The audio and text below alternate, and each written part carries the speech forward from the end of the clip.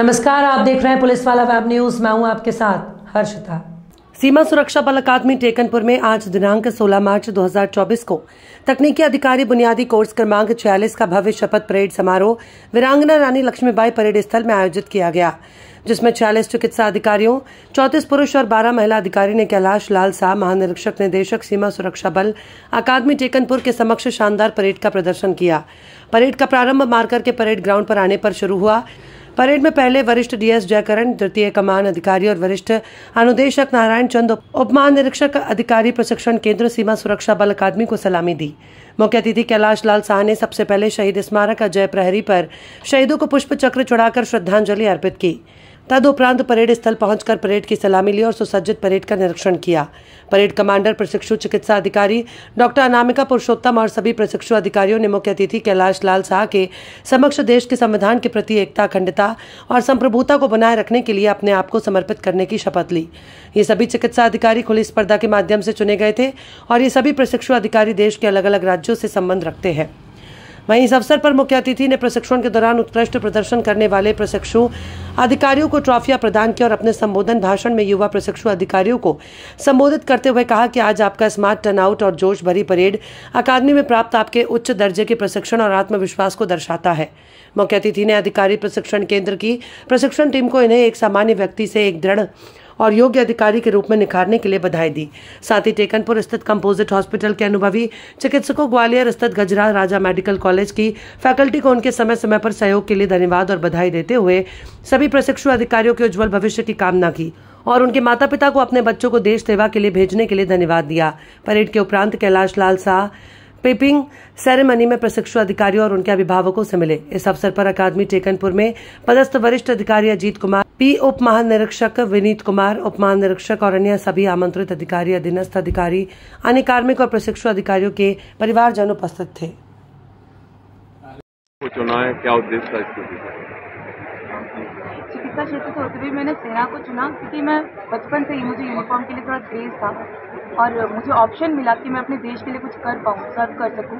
और मेडिकल के फील्ड में होते हुए वैसे भी एक डिवोशन रहता ही है अपने हेल्थ के लिए और अदर रिस्पॉन्सिबिलिटी के लिए, तो इसलिए मैंने हेल्थ और हेल्थ के साथ साथ फोर्स दोनों को साथ में कंबाइन लिए ज्वाइन किया। आज परेड की कमांड भी आपने संभाली, किस तरह का गौरव महसूस कर रहे हैं? मैं थैंकफुल हूँ अपने यहाँ पे सभी सीनियर ऑफिसर, टीचर, जो भी मेरे मेंटोर थे उन सबकी कि उन्होंने मुझे इस काबिल समझा और मुझे परेड की कमांड संभालने के लिए दिया, परेड कमांडर बनाया।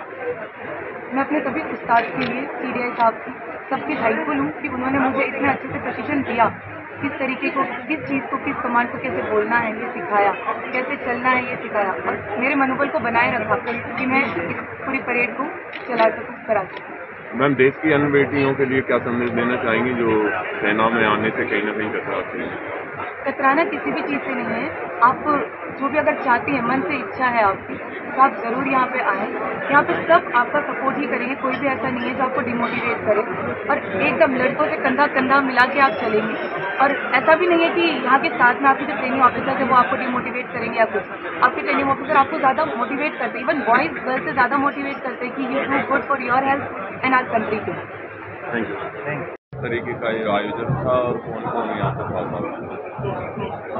ये जो आज का अटेस्टेशन परेड हम इसको बोलते हैं, ये जो सीमा सुरक्षा बल में चिकित्सा अधिकारी ज्वाइन करते हैं उनको यहाँ पर 18 हफ्ते का एक प्रशिक्षण दिया जाता है, जिसमें मेडिकल से जानकारी तो उनको रहती है, लेकिन उनको फोर्स के हिसाब से किस तरह से काम करना है, फोर्स की क्या क्या चुनौती है, बल में किस तरह से काम होता है, अलग अलग जो हमारे फ्रंटियर्स हैं किस तरह से हमारे स्वास्थ्य संबंधी चुनौतियाँ आती हैं, क्या हमारा मानवीय पक्ष है बॉर्डर पर, इन सारी चीज़ों के बारे में हम यहाँ पर 18 हफ्ते में ट्रेनिंग देते हैं। दूसरा जो सबसे इम्पोर्टेंट इनकी ट्रेनिंग में रहता है, क्योंकि ये अगर आप देखेंगे कि जहाँ पर भी फोर्स जाती है तो उसके साथ उनका एक मेडिकल टीम जाती है जिसको डॉक्टर सेट करते हैं।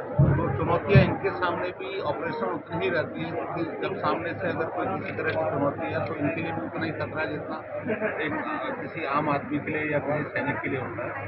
तो उससे कैसे निपटना है उसके बारे में भी इनको जानकारी दी जाती है। साथ में किस तरह से उसका मुकाबला करना है अगर इस तरह की परिस्थितियाँ आ जाती हैं, तो उसके बारे में भी जो हमारे जैसे टेक्निकल कॉन्सेप्ट हैं या फायरिंग है या किस तरह से बचाव है, किस तरह से आड़ ली जाती है, वो सारी चीज़ों के बारे में। सर, आज कितने ट्रेनी पास आउट हुए हैं और इनका आगे का कार्यकाल कैसे रहने वाला है? हाँ, ये टोटल जो आज पास आउट हुए हैं 46 हैं, जिसमें 12 महिलाएं हैं और इसमें 4 स्पेशलिस्ट हैं जो डिप्टी कमांडेंट रैंक पर ज्वाइन कर रहे हैं और इस तरह से टोटल आज जो है वो 46 के साथ पास आउट हुए हैं।